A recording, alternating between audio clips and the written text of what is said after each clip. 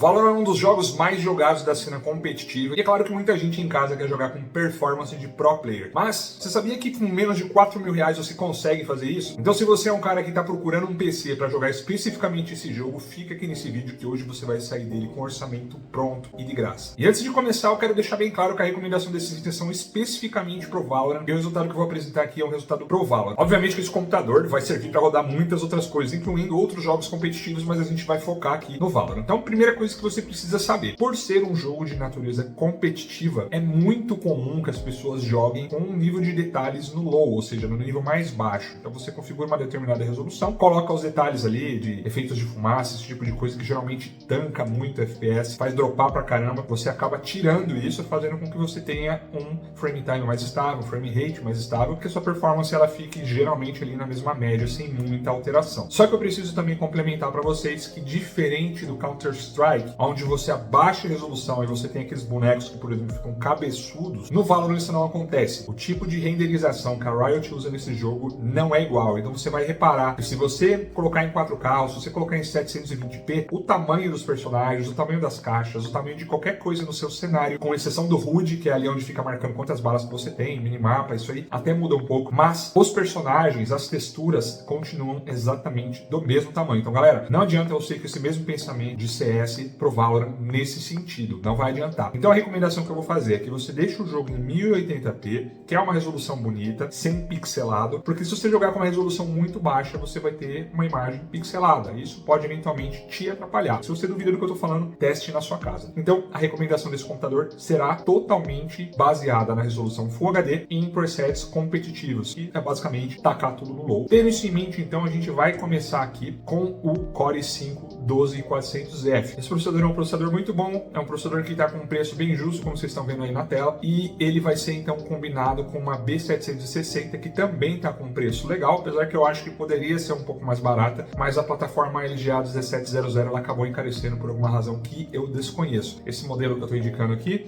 é um modelo que vai casar legal com esse processador. Não vou indicar se você usa essa placa-mãe, por exemplo, com um Core i9, não é uma placa-mãe para isso, tá? Ela não tem VRM preparado para isso, ela não é uma placa-mãe que vai lidar com qualquer processador. Mas, como eu falei para vocês, a ideia desse vídeo é a gente fazer um computador barato, especificamente para Valorant. Ah, mas eu não posso usar então o Core i7, eu não posso usar o Core i5? Pode, você pode usar até o Core i9, eu só estou dizendo que eu não recomendo, especialmente processadores que terminam com K. Processadores que terminam com K têm um TDP mais alto, eles vão esquentar mais, e essas placas-mãe não são tão indicadas para esse tipo de processador. Se você futuramente quer colocar um Core i7 ou os modelos de Core i5 mais fortes, como por exemplo o 13600, o 14600, que não tenham o K no final, beleza? Tendo isso em consideração, você também não vai ter tanta dor de cabeça assim. Memória, a gente vai colocar aqui dois módulos de 8 GB 3200 MHz da Kingston, que a propósito está com preço matador, e obviamente eu estou recomendando essa marca porque é uma marca que todo mundo conhece, uma marca muito boa, e 16 GB é mais do que o suficiente para esse jogo. Na verdade, realmente é o que eu falei, é mais do que o suficiente, mas eu também não recomendo nenhum computador hoje em dia com menos que 16 GB de memória. Se alguém está pensando aqui, cadê o cooler? Não há necessidade de você colocar nenhum tipo de water cooler nesse processador. Se você ainda quiser colocar um water cooler, se você quiser colocar um air cooler um pouco mais parrudo, tudo bem, fica a teu critério. Não é algo necessário. Esse processador tem um TDP baixo, você não vai ter problema com superaquecimento utilizando o cooler padrão dele, então também não há muito problema. Então a gente vai pular essa parte e a gente vai agora para a parte de SSD. A SSD eu vou recomendar um Kingston NV2 de 500 GB. Lógico que 500 GB hoje é pouco, mas eu imagino que quem está focando nesse vídeo, de repente é alguém que realmente só quer jogar esse tipo de jogo. E eu conheço gente que só joga Valorant, que só joga Counter-Strike, porque eu mesmo já montei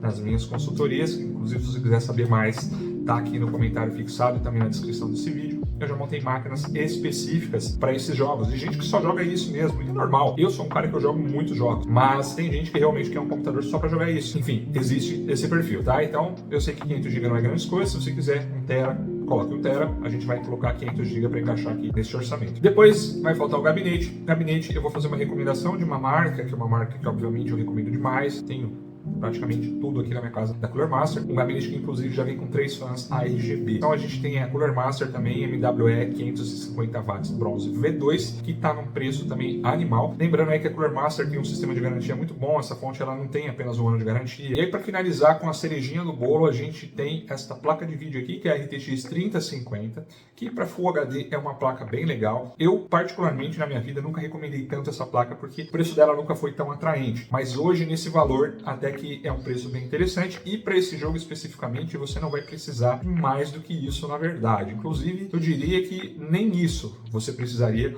para rodar esse jogo com tanto de FPS que eu vou falar já aqui para vocês, porque vocês vão reparar, inclusive se vocês assistirem alguns vídeos, que raramente essa GPU vai passar dos 70, 75% de uso nessas configurações. Já deixando claro que neste caso aqui a gente não está falando de gargalo. Essa placa de vídeo casa muito bem com esse processador, inclusive este modelo de processador, ele é um processador que empurra mais do que uma 3050, daí a gente está falando mais de um gargalo de engine, do motor gráfico ali do jogo, do que de gargalo de configuração. Não é gargalo nessa configuração, nesse sentido. A gente tem um computador muito bom, por volta aí dos R$3.900, né? Um pouquinho para mais, um pouquinho para menos, dependendo do dia que você estiver assistindo esse vídeo. E é um computador que, na média, nos presets que eu falei para vocês, 1080p, configurações no low, você vai conseguir entre 300 e 400 FPS, o que eu considero que é um número muito bom, ainda mais levando em conta que a maioria de vocês que estão falando aqui comigo não tem monitores de 360 Hz para aproveitar a fluidez desse tanto de FPS, mas a gente sabe, jogos competitivos como Rainbow Six Siege, Valorant, Counter-Strike, enfim,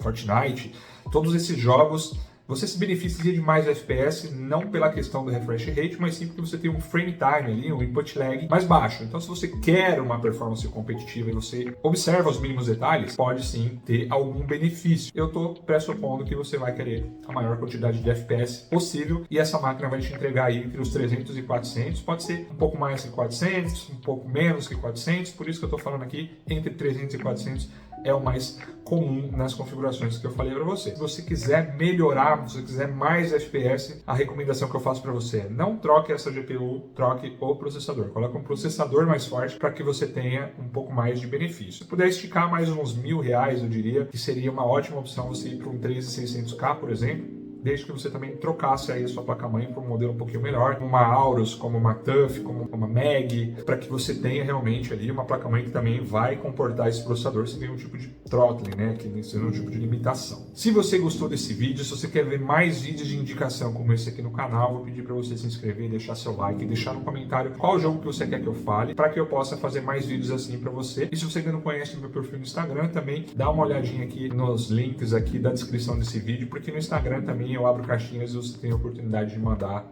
essas perguntas, inclusive diretamente para mim ali nas mensagens privadas, beleza? Pessoal, tamo junto, muito obrigado, até o próximo, fui!